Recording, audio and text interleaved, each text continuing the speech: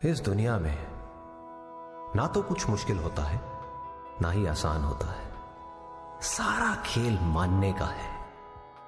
जो मानता है कि उसके लिए मुश्किल है तो उसके लिए मुश्किल है, और जो मान लेता है कि मेरे लिए आसान है तो उसके लिए सब आसान है।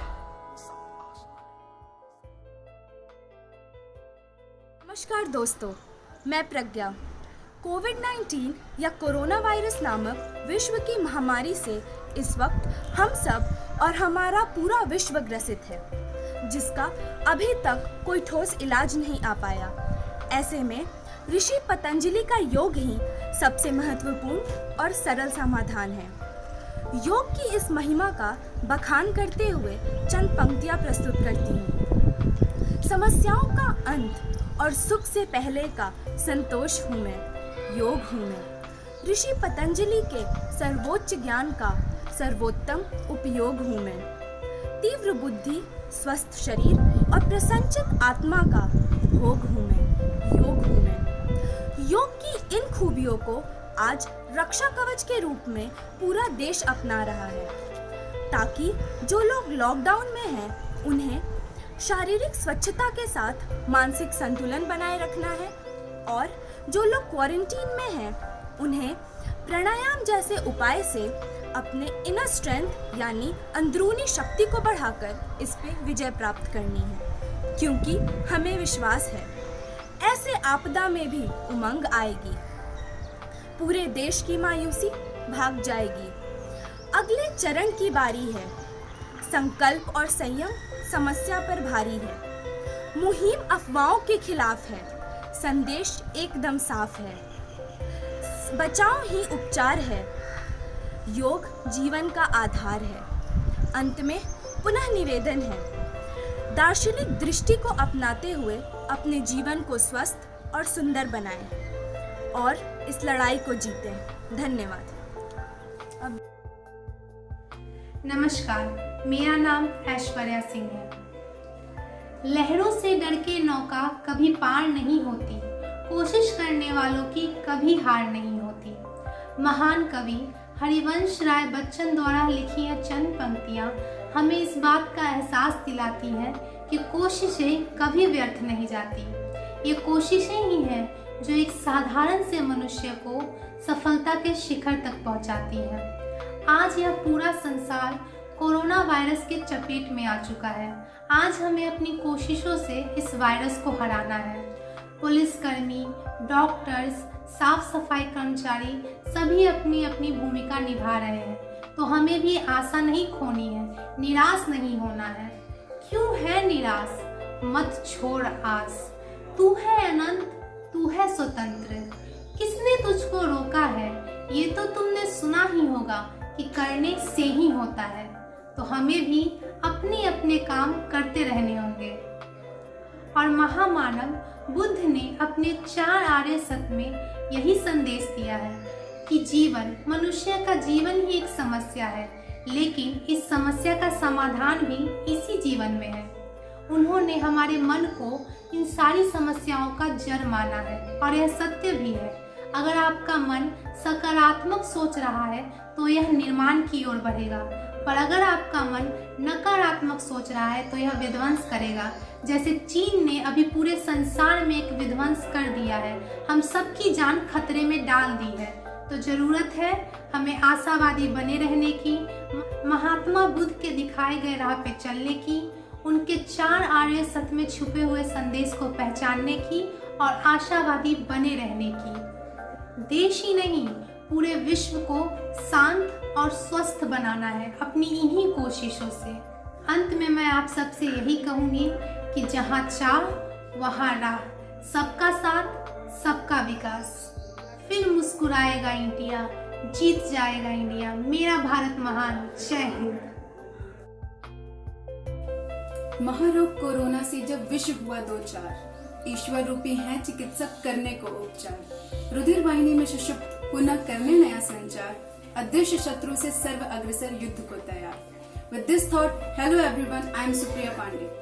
जैसा कि हम सब जानते हैं, हमारा देश कोविड-19 नामक एक बहुत बड़ी महामारी से घिरा हुआ है। इमैनुअल कांट, जो कि एक प्रसिद्ध जर्मन दार्शनिक हैं, उन्होंने अपनी नीति कर्तव्य को कर्तव्य के लिए मतलब ड्यूटी फॉर ड्यूटी सेक में ये मैसेज दिया है कि कर्तव्य वही होते हैं जिन्हें मनुष्य स्वार्थहीन भावना से परिवार, समाज और देश के कल्याण के लिए करते हैं, अर्थात वो कार्य जिनमें न ही परिणाम का भय होता है और न ही स्वार्थ की भावना।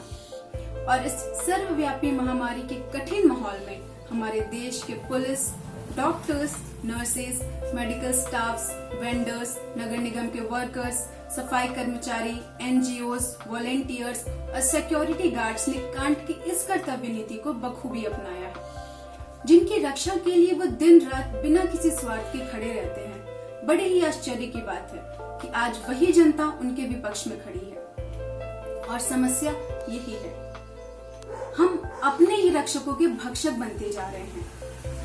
हाल में ही हुए एक दुर्घटना में जनता कर्फ्यू का पास मांगने की वजह से सब इंस्पेक्टर हरजीत सिंह का आम नागरिकों ने हाथ काट दिया। और सिर्फ यही नहीं, आए दिन आम जनता पुलिस पर पथराव करती है, सिर्फ इसलिए क्योंकि वह हमें घर से बाहर निकलने की अनुमति नहीं दे रहे। इस कठिन माहौल में हमारे पुलिस और डॉक्टर्स की शायद यही मनोस्थिति होगी।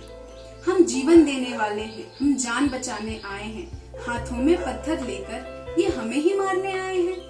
कहाँ से पाई इन्होंने दीक्षा, कैसे अन्न ये खाए हैं, भगवान की संज्ञा देकर क्यों हमें ही मारने आए हैं। इतनी बड़ी समस्या का हल हमारे भारतीय धार्मिक दार्शनिक संस्कृति ने एक छोटे से शब्द में दिया है, जो है फेथ, मतलब आस्था। सरल शब्दों में कहें तो बिलीव और ट्रस्ट। भारतीय दार्शनिक संस्कृति का एक बहुत ही सुंदर मूल है आस्था, जिसे हम सबको अपने जीवन में उतारना होगा। ये फेथ हमें सिर्फ दूसरों पर ही नहीं बल्कि खुद पर भी करना है, क्योंकि यही वो हथियार है जिससे हम इस जंग को जीत सकते हैं। अगर हमारे रक्षकों ने इमैनुअल कांट के कर्तव्य को कर्तव्य के लिए की नीति अपनाई है, तो क्यों ना हम भारतीय दार्शनिक संस्कृति के आस्था नीति को अपनाकर उनका सपोर्ट करें। क्योंकि जब इंसानियत का दुश्मन इंसान ही बन जाए, कैसे देश उभरे, कैसे संकट मिट पाए। चिकित्सक जो ईश्वर का रूप है इस जग में, उन्हीं से दुर्व्यवहार हो तो कैसे ईश्वर मुस्कुराए। कोई धर्म नहीं कहता कि जीवन दाताओं पर थूको। ऐसी गंदी मानसिकता हो तो भला कौन सा धर्म बच पाए। डॉक्टर और पुलिस दोनों का सम्मान एवं सुरक्षा इस देश को स्वस्थ एवं सुरक्षित बनाए रखने के लिए महत्वपूर्ण है। इस कठिन समय में मेरा आप सबसे यही निवेदन होगा कि दर्शन की महत्ता को पहचानिए और दार्शनिक दृष्टि को अपनाइए, क्योंकि दर्शन बड़ी से बड़ी समस्याओं का हल सरल शब्दों में दे देता है। मैं फिर से ये कहना चाहूंगी कि इस बार देश का रंग खाकी के साथ सफेद भी है। यूं अनादर न करो उनका, क्योंकि वो भी तो इंसान है। उनकी सुनो, क्योंकि अभी तो वो ही भगवान है। इसी के साथ स्वस्थ रहिए, सुरक्षित रहिए। जय हिंद। इंसानियत ही पहला धर्म है इंसान का, फिर पन्ना खुलता है गीता और कुरान का। नमस्ते, आई एम युक्ति। आशा करती हूँ आप सभी अपने घरों में स्वस्थ एवं सुरक्षित होंगे। यह एक बहुत ही मुश्किल समय है। हम सबका अपना अलग अलग नज़रिया है इसे समझने का, इसे जूझने का। जो मेरा मानना है वह यह है कि इस वक्त हमें वस्तुओं का व्यर्थ संचय बिल्कुल नहीं करना चाहिए। हमें अपनी क्वालिटी ऑफ लाइफ को बढ़ाने के लिए कभी भी व्यर्थ संचय नहीं करना चाहिए। हमेशा संसाधनों का सीमित उपयोग करना चाहिए। उतने ही संसाधनों का उपयोग करना चाहिए जिनकी हमें ज़रूरत है, उतना ही उपयोग करना चाहिए जितने की हमें ज़रूरत है। यह बात अपरिग्रह के माध्यम से स्वामी महावीर ने जैनिज़्म में कई बार बताई है। जैनिज़्म यह भी मानता है कि वस्तु का ज़रूरत से ज़्यादा भोग विष के समान होता है। हमें अपनी भूख को शांत करने के लिए केवल 80% भूख को शांत करने की ज़रूरत है। इससे हमारी क्वालिटी ऑफ लाइफ इंक्रीज़ होती है।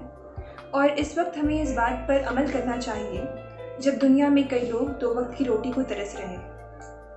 हमें भगवान से निवेदन करना चाहिए कि साईं इतना दीजिए जामे कुटुंब समाए, मैं भी भूखा ना रहूं साधु न भूखा जाए। क्योंकि इस पृथ्वी पर हमारी ज़रूरत के हिसाब से तो पर्याप्त चीज़ें हैं, लेकिन इसकी हमारी लालच की पूर्ति यह विश्व नहीं कर सकता। जैसा कि महात्मा गांधी कहते हैं, The world has enough for everybody's need, but not enough for everybody's greed. हमें इस बात को समझना चाहिए। इस वक्त हमें एक सामान्य जीवन जीनी चाहिए और इस समस्या का गंभीरता से समाधान निकालना चाहिए अपने अपने तरीके से। हमें इस वक्त यह बात समझनी होगी कि न चादर बड़ी कीजिए न ख्वाहिशें दफन कीजिए, न चादर बड़ी कीजिए न ख्वाहिशें दफन कीजिए, 4 दिन की जिंदगी है चैन से बसर कीजिए। Thank you. पवित्र जिसकी कामना उसका अतुल्य मूल है, अर्पण हुआ जो प्रेम से वो दान ही अनमोल है। नमस्कार, मेरा नाम निकिता सहानी है और आज मैं आपको दान देने के महत्व के बारे में बताना चाहूंगी। दान का अर्थ देने की क्रिया से है।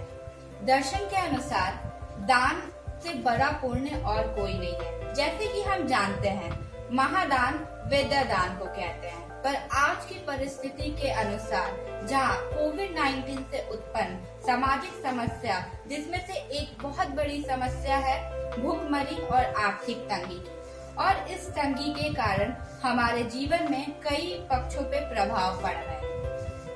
जैसे कि लोगों के घर में खाने का अनाज नहीं है, लोगों के घर में पैसे नहीं है कि वो जाकर के दवा ले सके। तो इस कोविड-19 नामक वैश्विक महामारी में दान एक आवश्यकता बन गया है।